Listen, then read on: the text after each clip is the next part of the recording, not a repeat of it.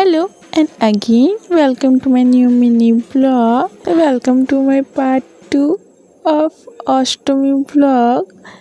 গোপু সোনাকেও নিয়ে এসলাম আমাদের সাথে মণ্ডপে আজকে। আর গোপু সোনার এসে পর এত ডিমান্ড বেড়ে গেছে, সবাই চেয়েছে গোপু সোনাকে, বলছিল আমাকে দাও একটু হাতে আমি নিই। সবাই গোপু সোনাকে আদর করে দিচ্ছিল।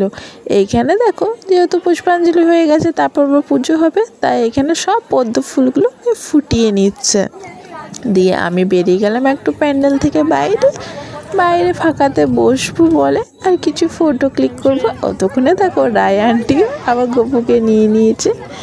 গোপু সেদিনকার সেলিব্রিটি হয়ে গেছে মনে হয়, সবাই গোপুকে নিয়ে আদর করছিল, গোপুর সাথে ফটো তুলছিল। এখানে দেখো আবার পাশের বাড়ির একটা দিদি হয়, ওরাও নিয়েছে এবার গোপুকে।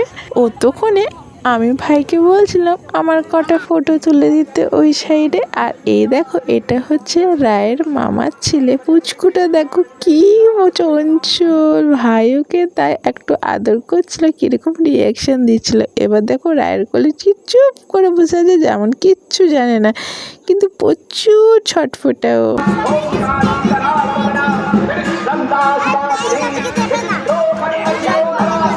আর এখানে প্যান্ডেলের ভিতরে পুজো চলছিল। কিছুক্ষণের মধ্যেই বলি হবে, বলির সময় ছিল 1:45। তাই দেখো ভিতরে পুজো হচ্ছে আর এদিকে বলি দেওয়ার জন্য রেডি করে দিয়েছিল। এর পরের পার্টে বাকি ব্লগটা আসবে।